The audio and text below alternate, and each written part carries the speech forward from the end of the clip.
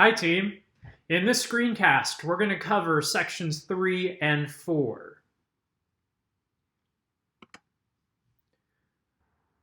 The first thing we need to understand is that environmental problems have both natural causes and man-made causes. Remember, we use the word anthropogenic to refer to things that are man-made or man-initiated. And natural disruptions and anthropogenic disruptions can both have great environmental consequences. On the anthropogenic disruption side, we have to consider the human population again. The human population of 7.8 billion people is growing exponentially. What that means is that year after year, it's growing by some fixed percentage. And no one knows how many people that this earth can support indefinitely. Here's a graph showing human population and how it has grown very quickly over the last several hundred years. And we don't know what that limit is in terms of how many people this earth can sustain. Affluence, or wealth, has both positives and negatives associated with it. When people are wealthy, they tend to consume more. That uses more resources, that produces more pollution. Wealthy people also tend to be more wasteful. Those are the negatives. The positive is that affluence can provide funding for developing new technologies to help reduce all of those, the consumption, the pollution, and the waste. Think of Elon Musk and Tesla. Here's an example of the negative consequences of affluence. On the left side, you have the house of Kim Kardashian and Kanye West. That house or mansion houses 6 people. On the right side, you have Donald Trump Jr. He's posing with the tail of an elephant he cut off from a recent hunt he did. One way of looking at how affluent or wealthy a country is by looking at something called the gross domestic product, or the GDP.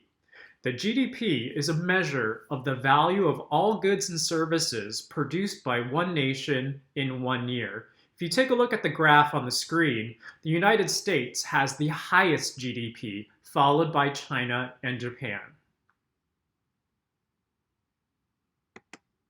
If you look at GDP per person, or if you remember, we use the term per capita, the United States isn't number 1 anymore. In this graph from 2015, it shows that Luxembourg, Switzerland, Qatar, and Norway have higher per capita GDPs than the United States. On the flip side, poverty has negative environmental effects as well. These people are trying to find food, water, shelter, and everything else for themselves. The environment is not one of their priorities. These people are struggling and working to survive. This photo is from a slum in Mumbai, India, and these people are using the bathroom here because they don't have adequate facilities where they live. There are economic causes of environmental problems as well. The price of goods and services sometimes do not reflect the harm done to the environment and the cost of fixing it or cleaning it. Also, governments sometimes give tax breaks or subsidies to companies, and it further hides the cost and the harm done to the environment.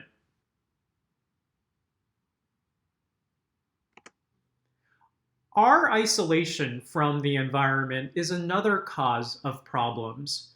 More and more people are moving into the cities, into urban areas. Population density of those cities is increasing.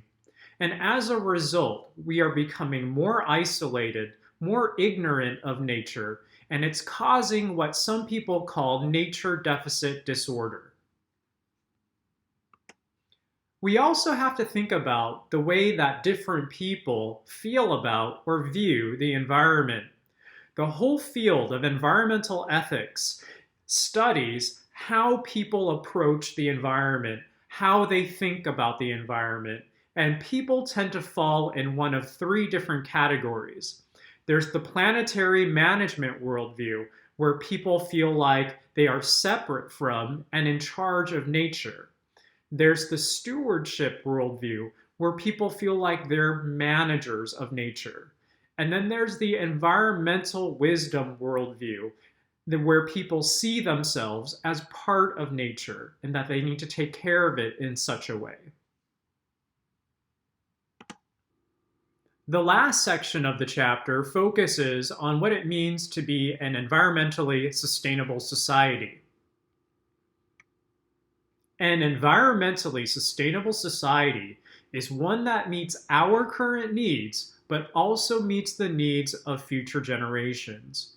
We need to think about natural income, which is money made from nature.